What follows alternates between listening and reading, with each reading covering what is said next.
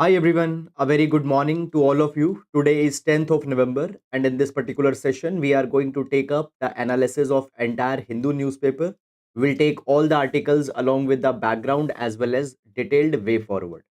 Guys, usually every class we start with a newspaper overview, but there seems to be some issue in downloading the today's newspaper. Okay, so it actually what was happening, the yesterday's newspaper, fine, that is the 9th of November, fine, it was showing. Okay, so today we will not be taking up newspaper overview directly, we will be starting up with the article, so please manage for the today. Now, let's start with GS quotation for today. So, guys, we will take quotation from Benjamin Disraeli.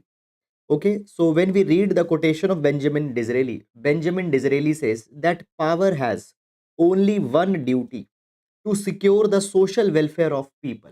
Now, when we talk about power, often power is used for self gratification, power is used to further one's own self interest, but that is not ethical use of power. Ethical use of power is to bring change which will impact the other vulnerable sections of society. Now, this particular thing can be used even in the context of the political power. So, politicians, they should use their authority to bring social welfare. Okay, that is about it. Yeah, so guys, you can use this particular idea in GS paper number 4, ethics, integrity and aptitude, as well as you can use this particular idea in essay paper. Okay, now let's take first article for today. Okay, so first article, guys, that we are taking is from text and context section from Hindu newspaper, that is Agartala Akhora rail link. Now, this particular article we are going to discuss with respect to GS paper number 2, fine, infrastructure development initiatives in Northeast region. Also, you can see this particular article in context of GS paper number 2, international relations. Within the international relations, neighborhood, and within neighborhood, India Bangladesh, you can take this particular article. Now, first of all, guys, let me give you some little bit of basic background information, and after taking that background information, we'll go in details of this particular article. Okay, so few things you need to know. Basically, guys, when we talk about India has India post 2014, India has elevated its look east policy to act east policy, to act east policy. And as a part of this act east policy, as a part of this,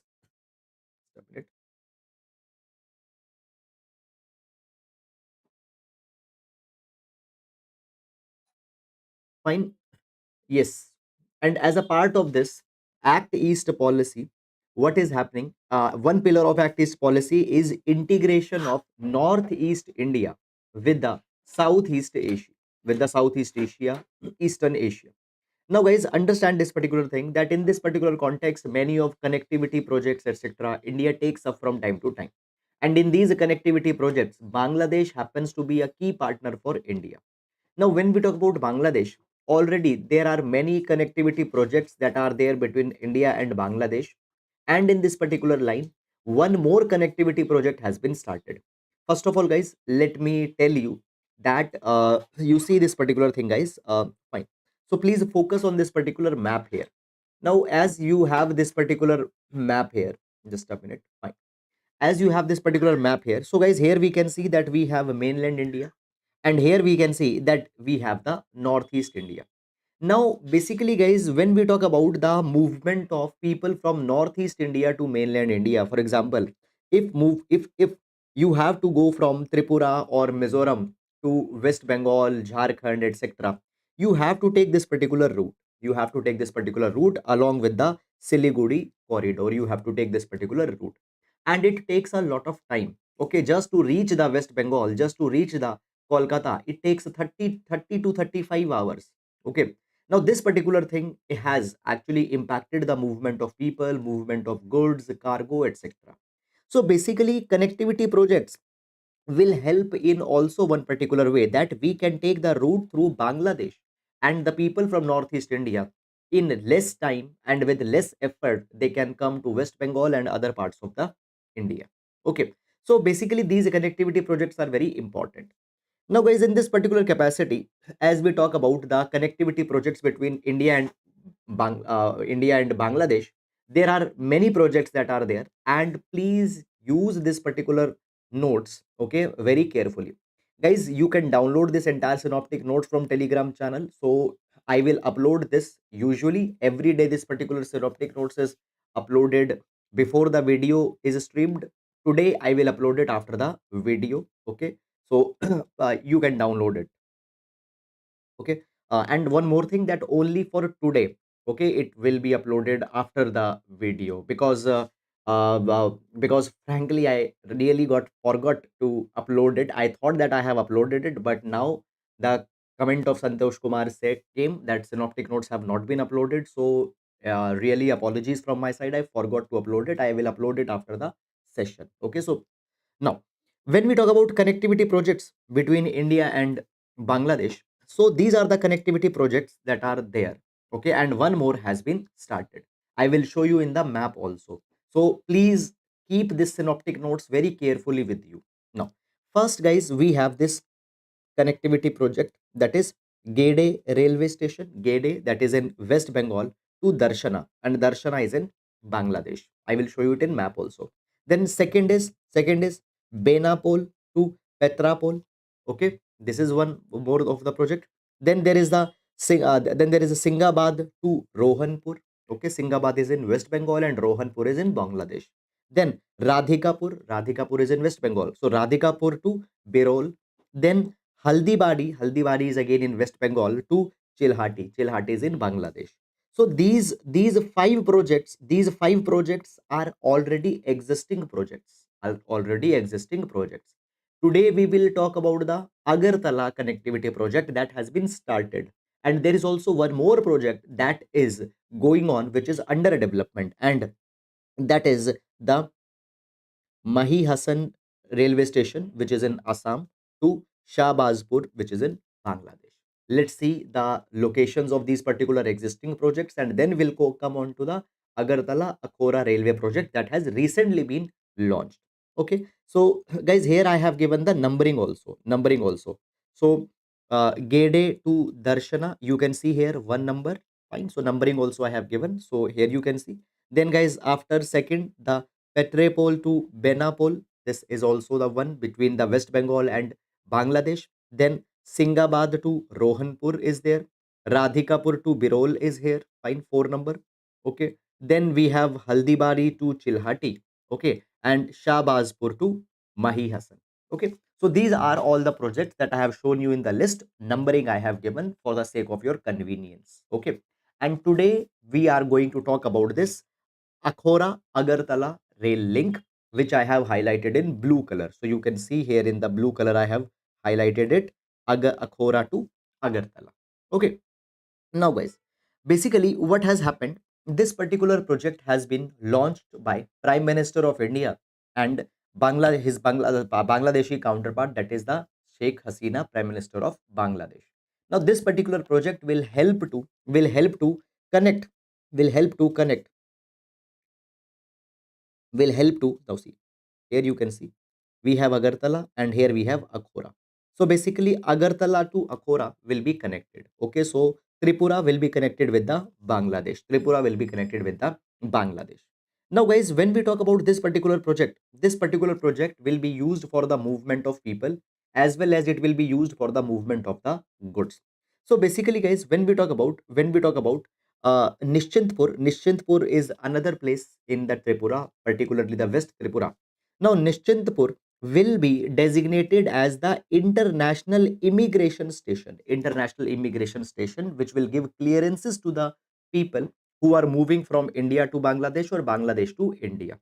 Also, when we talk about Nishchintpur, this particular place earlier has also been declared as land custom station by CBIC, that is Central Board of Indirect Taxes and Customs. Now, what is a land custom station? Land custom stations are those designated sites which can be used for the custom clearances. So when you're bringing goods from X country to Y country, so before a good enters to the other country, custom duties, custom taxes are to be paid. and those custom duties are paid are paid onto the land custom station. So Nishantpur has been designated as a land custom stations. And because of this particular project, I told you that travel time between northeast to other parts of the state such as West Bengal will be reduced. So guys, right now when we talk about the travel time between Agartala to Kolkata, it takes about 31 hours. It takes about 31 hours. And this particular travel time will be reduced to 10 hours. How it will be reduced to 10 hours? So you see this particular thing. Okay, you see this particular thing. So basically, from Agartala to Akhora, this particular railway line will be operational. And from Bangladesh, fine, we can reach to Kolkata. From Bangladesh, now see how to reach Kolkata. So Agartala to Akhora. So when we come to Akhora in West Bengal, so internally we can move to Benapol, and from Benapol to we can move to Petrapol, and from Petrapol we can move to Kolkata. So it will take around 10 hours, and now right now the transit times is more than 31 hours. Okay, so this will be a kind of a benefit that will come out of that. And also I told you that we are now pivoting with our Act East policy, so it will also help in further promoting the Act East policy, as the better integration of the Northeast India with Bangladesh will happen. Also it will promote the neighborhood first policy of India. Okay, so guys, we have discussed all these five projects. Now when we talk about the trade which will increase by these particular connectivity projects, so what items are traded between India and Bangladesh, that also becomes important. So when we talk about that commodities that are traded between India and Bangladesh, so it leads. We have here the stone exports, food grain exports, China clay, gypsum, maize, onion, fine, and other food items that are exported. Okay. Moreover, guys, also for the people to people ties, certain we passenger trip the passenger trains has also been started. That is the Kolkata Dhaka Maitri Express, Kolkata Khulna Bandhan Express, and Jalpaiguri Dhaka Mitali Express. Okay, so these are some of the passenger trains also that have been operating. So this is guys all about this particular article. And whenever you are writing the answers, particularly in GS paper number 2, okay, or when specifically you are talking about any neighborhood, okay, then guys please do use these particular references. Okay, moving on. Women in red. Women in red. Now, this particular article has been taken from editorial section, and this particular article we are going to see with respect to GS paper number 2, social justice and women related issues. Social justice and women related issues. Okay, very good article. So, basically, what has happened? First of all, let me tell you some basic background information. Now, guys, when we talk about the women, so once women attain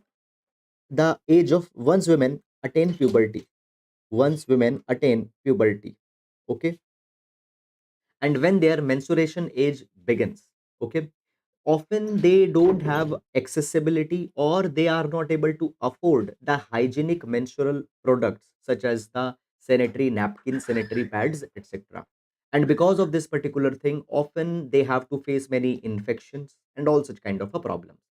Now, guys, on this particular capacity, Supreme Court has instructed the center government that center government has to come out within a dedicated time with a menstrual hygiene policy. And this menstrual hygiene policy should focus on the entire life cycle of menstruation. Now, understand this particular thing, guys, that when a girl attains the puberty, during that particular time she has to be given awareness that how to deal with the menstruation, what type of products are to be used, what type of products are not to be used. Okay, some awareness is to be given.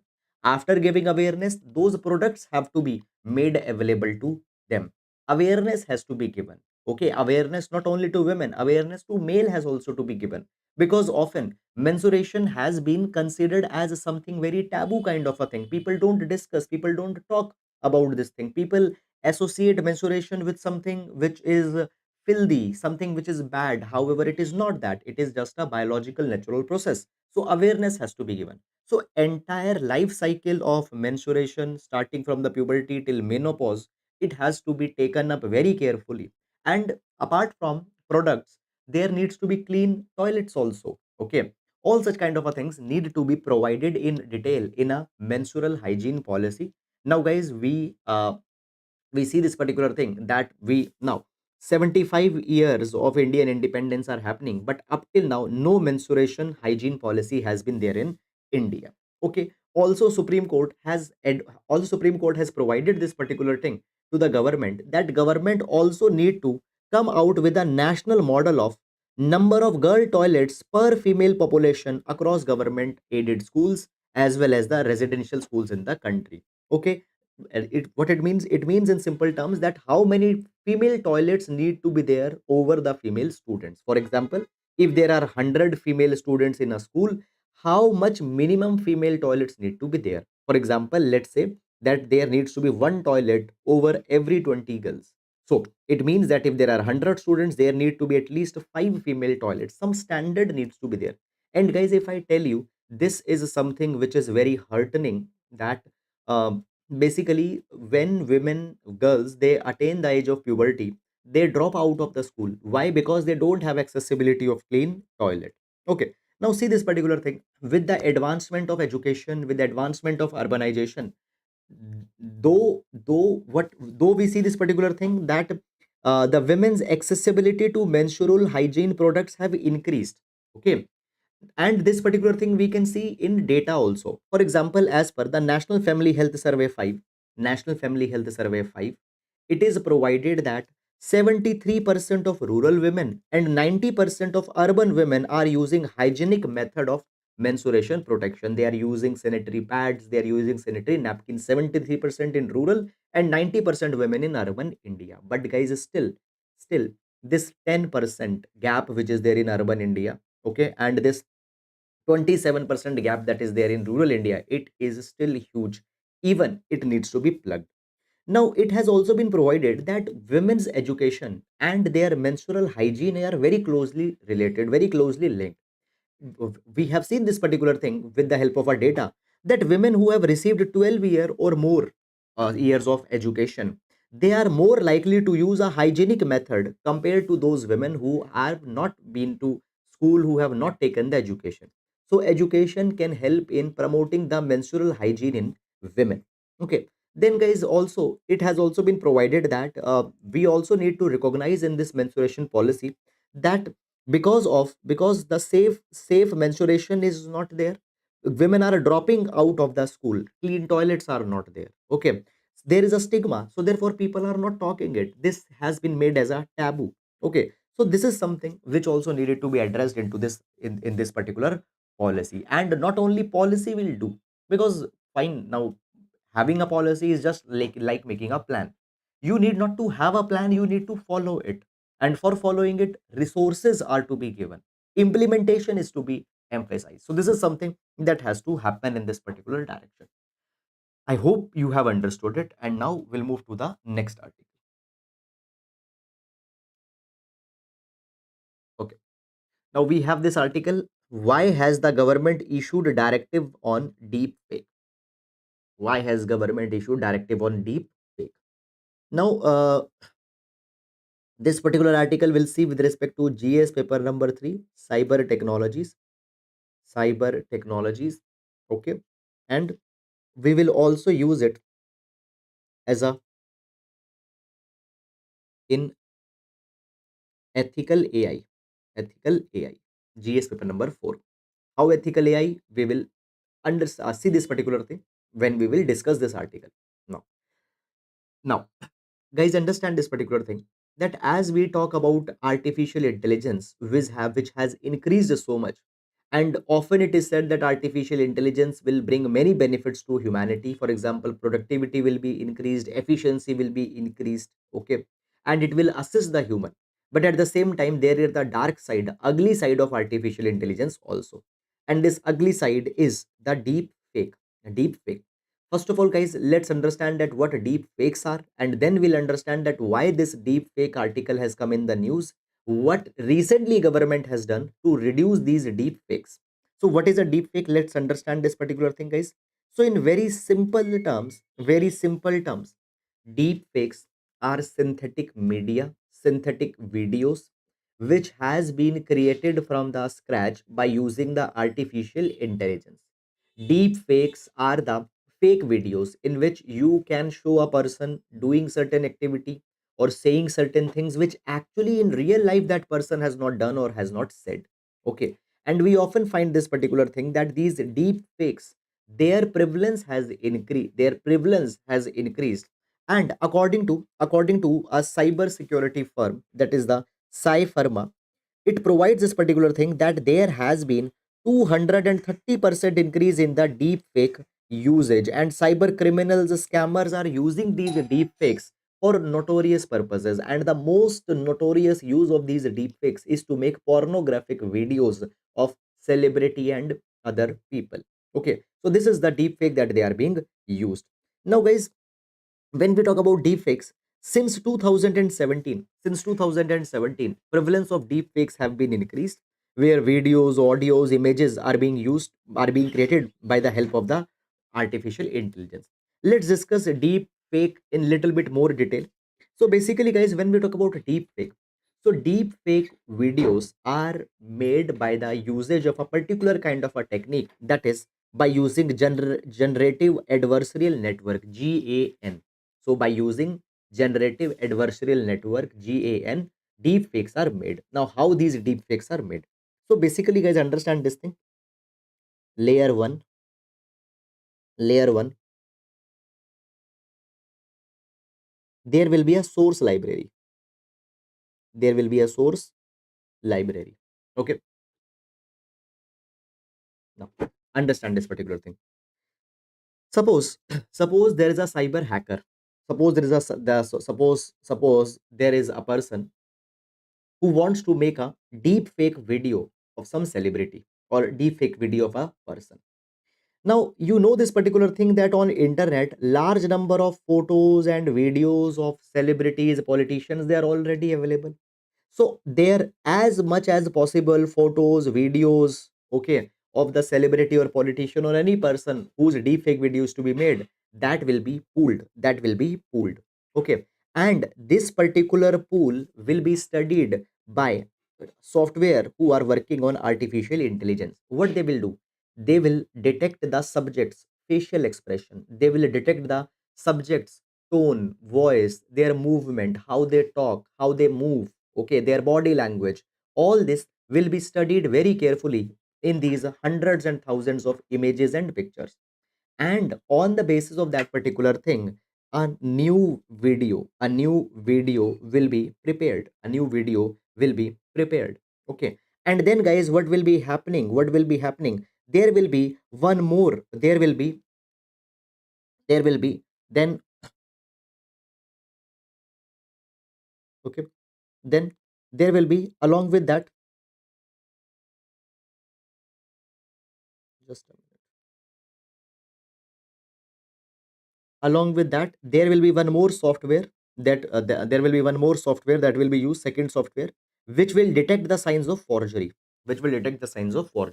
okay. So basically these two software will work in side by side, they will work in tandem. One software, what it will do, it will study the subject's library, it will study the subject's facial expression, movement, everything, and it will make a video. Then there will be a secondary software which will compare this particular video with their original video, which will compare this new video with the original video, and will detect the forgery, detect the differences if they are there, and it will flag every time. The moment it will flag, for example, the secondary software will tell that, okay, the subject's smile in the new video is not matching with the smile in the original video. Okay, so that particular thing will be rectified. Okay, then again, the second software, it will run down that particular video and will detect if there is some other kind of a forgery that is there. Okay, so what will happen after repeatedly? These forgeries will be flagged by the second software and it will be improved by the first software. The final video will be produced, final video will be rendered, and that particular final video will be a lot similar. This particular video will look authentic, will look genuine. Okay, these deep fakes are there. So basically, guys, what has happened just a few days back, one deep fake video of a celebrity, Rashmika Mandana, it came on the internet. And after that, what has happened recently government government has asked the social media intermediaries. Social media intermediaries are the platforms such as the Facebook, Instagram, YouTube. So government has asked these social media intermediaries that within 24 hours of time, these videos that are circulating has to be removed. And this particular order has been passed by using IT rules 2021. So basically, when we talk about IT rules 2021, these IT rules were passed in the 2021, under which the government can ask any social media intermediary to remove these deepfake videos within 36 hours. So in this case, 24 hours time was given. 24 hours time was given. Okay. Moreover, IT ministry has also issued this particular advisory, that making deepfake videos or impersonating some person's identity. Okay, impersonating some person's identity is illegal under section 66D of IT Act 2000. IT Act 2000. Now, this artificial intelligence sometimes it can be used for very wrong, unethical, and violent purposes. For example, it can be used to ignite political violence, okay, to sabotage elections. For example, what you can do just before the election, a deep fake video of a politician can be made, where the politician can be made to say certain things which might anger a particular kind of a community, okay, or such certain kind of a thing will happen. So for political sabotaging of political elections, to unsettle diplomatic relations, okay, to spread misinformation, okay, to spread hate, to spread violence, these deepfake videos can be used. However, there are some good usages of the deepfake also that has happened. For example, ALS Association, what they have done, they are using the first of all, let me tell you what is ALS. So basically, guys, ALS is a disease which infect the functioning of nerve cells, and the people who are impacted with the ALS, they lose control over the movement of their arms, movement of their legs. Often, they also lose the control over the movement of. They also lose control over their speaking. Okay, and people having ALS, they find it a difficulty to do normal activities, and even they are not able to speak. Is it clear or not? However, ALS does not affect the thinking of a person or intelligence of a person. So basically, ALS Association, what they are doing, they are using the deepfake technology for voice cloning, so that people can gain back again their voice. Okay, so basically, what they can do, they can use the deepfake technology to deepfake technology to recreate their voices in the future. So this is a good usage also that is there. Now let's discuss the dimension of ethics. Let's discuss the dimension of ethics.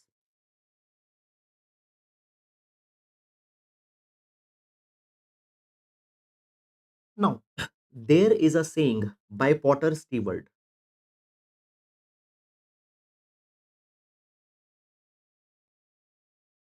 Potter Stewart says this particular thing.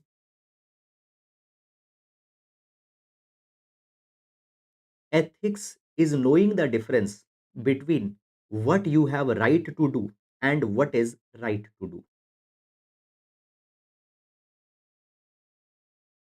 Okay. Ethics is knowing the difference between what you have right to do and what is right to do. Now, simply because you have knowledge of computers, simply you have sophisticated softwares, artificial intelligence driven softwares, you might consider that, okay, I have a right that I can make deep fake videos, I can make the synthetic doctored video. But is it really right to do? Is it really right? Is it really ethical? Is it really moral to do that particular thing? So the people who will understand, though I might have certain rights, but I might have certain thing as a matter of right, I can do it, but by doing it, some other person will get harmed. Some other person will be negatively impacted. If you have this particular awareness, that is ethics. That is ethics. Now understand this particular thing, that as cyber technologies are increasing, these cyber technologies can be used for many destructive purposes. For example, they can be used for hacking, they can be used for financial frauds, or they can be used for many other ulterior motives. So here ethics will put a restraint, ethics will put a kind of a break on a person. That person should not use it in unethical way. Okay, so you can use this particular, this is one particular dimension that is. So guys, I hope that you have understood this particular article, and now we'll move to next article. Need to expedite trials in cases against MPs, MLAs, Supreme Court tells High Court. Okay, now this particular article, guys, will see with respect to GS paper number 2. GS paper number 2, efforts taken to reduce the criminalization of politics. Efforts taken to reduce the criminalization of politics. Efforts taken to reduce the criminalization of politics. Okay, now first of all, before going on in this particular article, let me give you some basic data, basic information. According to Association of Democratic Reforms is an NGO which tracks the affidavits of MPs and MLAs, or basically they track the profiles of the legislators. According to Association of Democratic Reforms, in the present Lok Sabha that was constituted in 2019, 43% of MPs they have criminal background, and out of that 29% have serious criminal charges against them, such as rape, murder, dacoity, kidnapping, and all such kind of a things. Now understand guys this, that when we talk about politicians, okay, they need to have the highest standards of moral integrity, and the people whose ethics are compromised, those people should not be allowed to continue in the political office. Now one reference guys I want to give, though I was not able to show you the newspaper overview today, but on first page there is this one particular article that has come, that one of an MP, Maua Moitra, one of an MP, Maua Moitra, she was charged for taking some money for asking favorable questions in the parliament. So MP Maua Moitra's matter was referred to the Ethics Committee of Lok Sabha. The matter was referred to the Ethics Committee of Lok Sabha. And this ethics committee has recommended disqualification of Maua Moitra, which is an MP. So ethics committee has recommended disqualification. Okay. Now, by the way, guys, this particular thing became a matter of political ethics, and I have discussed this entire dimension in a separate video that I released on the last Saturday, that is available on YouTube. So please go and watch that particular video. I have discussed this entire case. Okay. Now, basically, guys, the legislators who have criminal backgrounds, okay, or the legislators who have done some unlawful thing in the past, they have no right to continue in the political places if their crimes are proved. If their crimes are proved. But we know this particular thing, that the judiciary often becomes sluggish in India. And because of that particular thing, the cases that are against the MPs and MLAs, till the time they will be over, it will take 20, 30 years. So therefore guys, what has happened, Supreme Court has specifically asked the high courts, that high courts should ensure that all the cases where MPs and MLAs are involved, those particular cases are to be expedited, and this development we are going to see here in this particular article. So this is entire background. Okay, now let's discuss article. So Supreme Court Chief Justice of India, Chief Justice of India has given the instruction to CGI, Chief Justice of India, has given the instruction to the high courts as well as to the chief justices of the high court, that it is the high court's responsibilities that they maintain a constant vigil. They maintain a constant vigil on the courts, district courts, which comes in their jurisdiction. That all the cases on MPs and MLAs are to be taken up in a time bound manner. So the high courts have to maintain a vigil to ensure that criminal trials of MPs and MLAs, okay, some of the MPs and MLAs, they are accused of those crimes in which there will be the death penalty or life imprisonment that will be there. So such kind of a cases are are being completed in a timely manner. It has been provided by the CGI that criminals, when they continue as legislator, it has a lot of negative implications on the political democracy of India. So Supreme Court has directed the CGI of High Courts, CJ of High Courts, Chief Justices of High Court, to register within their jurisdiction. To register within their jurisdiction. Suppose if a case is against an MP or an MLA is there in a High Court, then Chief Justice of High Court should ensure that they take it under their bench. They take it under their bench, and early disposal of the cases is to be taken.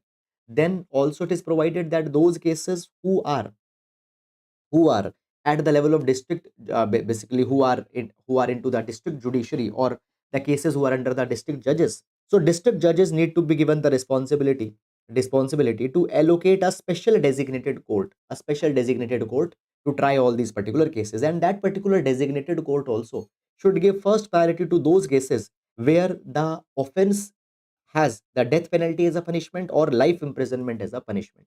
Then those cases are to be given priority where the punishment is 5 year or more. Likewise, this is something that is to be done. Also, in these particular kind of a cases, adjournment should not be allowed.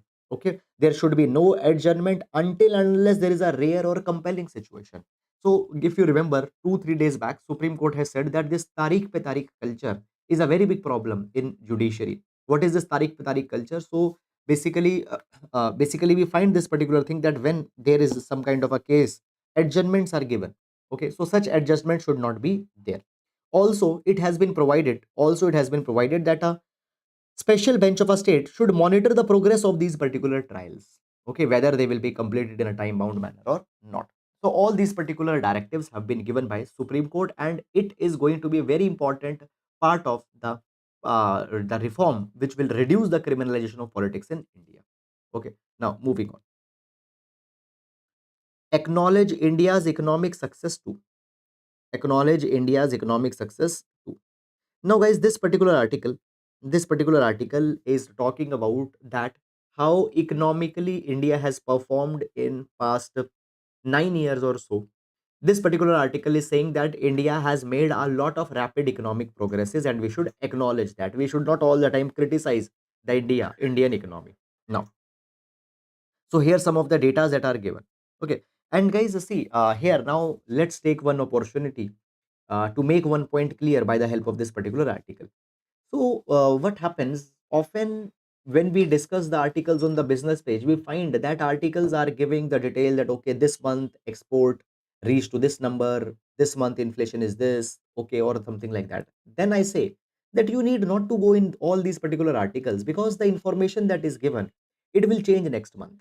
Moreover, so much of tiny information you will not be able to remember. And guys, I always tell you that after every 10 day, 15 day, 1 week, there is some article that comes on Indian economy, which gives us the entire picture of Indian economy that is going on. So basically, rather than tracking every hairline detail about economy on the business page or that, we can focus on these editorials because they give in a nutshell along with the implication of the economic data that are there. Okay. So now this particular article, it talks about the growth rate in Indian economy. Now, it provides that on an average, Indian economy after the COVID-19 pandemic has grown at impressive numbers. It says that financial year 23, when we talk about it, in financial year 23, Indian economy grew at 7.2%, 7.2%, which is fastest amongst the major economies of the world. And in financial year 2024, according to IMF, International Monetary Fund, it is expected that Indian economy will grow at the rate of 6.3%. Will grow at the rate of 6.3%, it is expected. Now, India's growth is being compared with the major economies of the world. Okay, major economies of the world. And India itself is right now the fifth largest economy of the world and will become the third largest economy of the world by 2027, according to IMF. So it shows the economic improvement, economic progress that has come. Okay. Then further, the article talks about this particular thing that as we talk about Indian economy that is growing. Okay. Also, it provides this particular thing that an economy as large as this and growing cannot be characterized by weak domestic demand. Now, see, often the economists who criticize Indian economy, they say that demand in Indian economy is very weak. Consumer demand is very weak. Consumer savings have been reduced. This article is saying that no, it is not the right thing. Rather, consumer demand, if consumer demand would be bad, Indian economy cannot grow at these good numbers.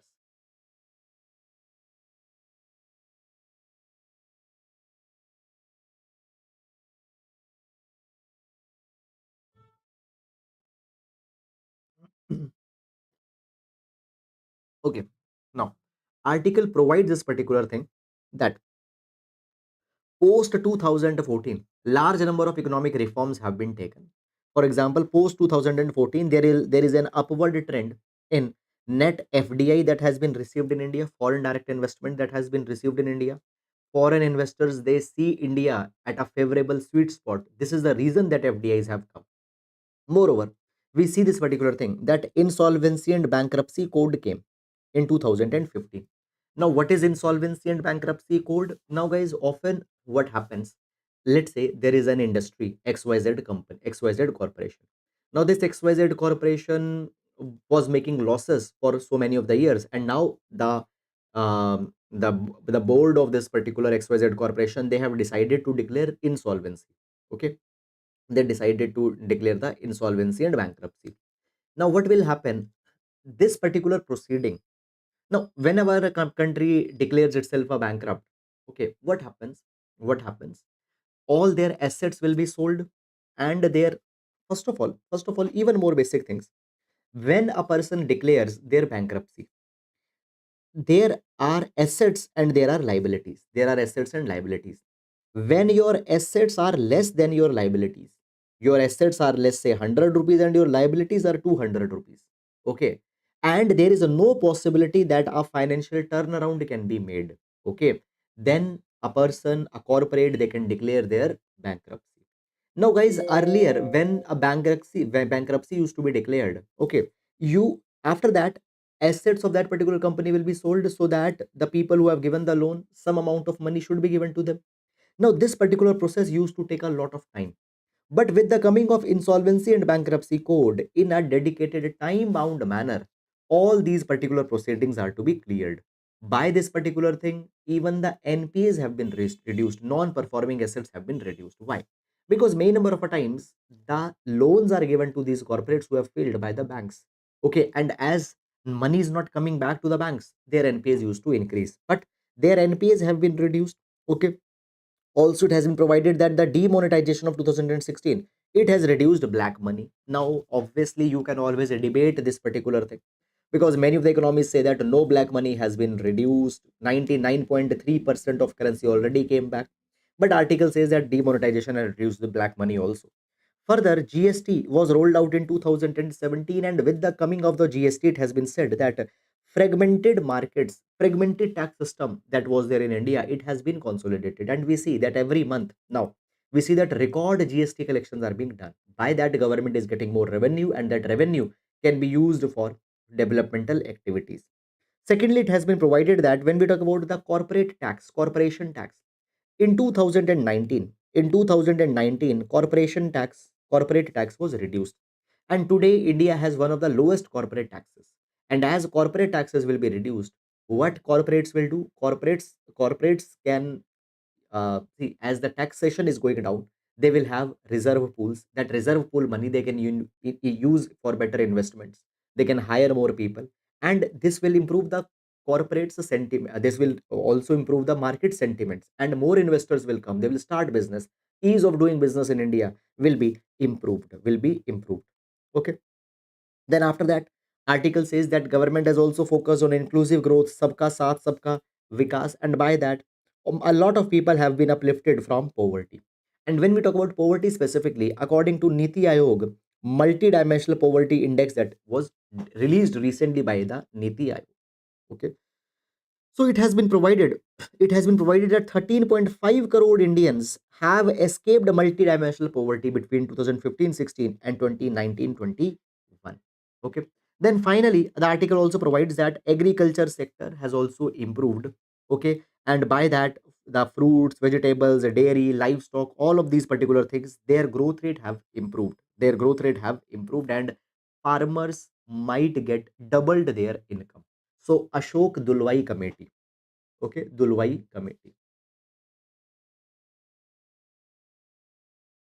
Ashok Dulwai Committee suggested that farmers' income is to be doubled by 2022, but that deadline was extended to 2024. Okay, so as the agriculture sector, dairy sector has been improved, their economic progress has improved, the farmers' incomes might get doubled. This is, guys, all about this particular article. I hope that you have understood it, and This is all about it. Now we'll move to next article. Should Indians work longer hours? Okay.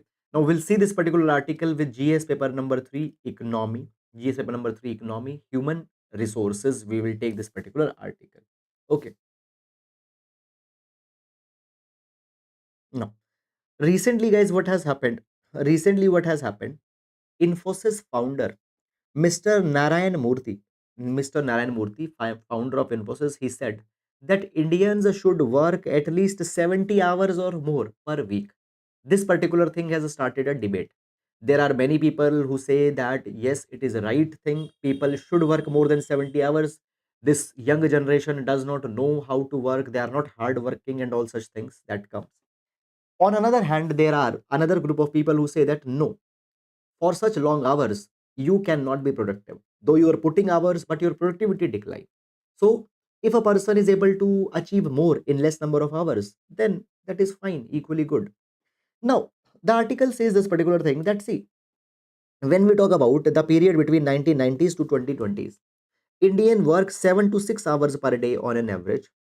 But when we talk about Germans during industrial revolutions, German worked 40 to 50% more than what Indians are working. South Koreans have worked 30 to 33% more what Indians are working today. Okay, that is something.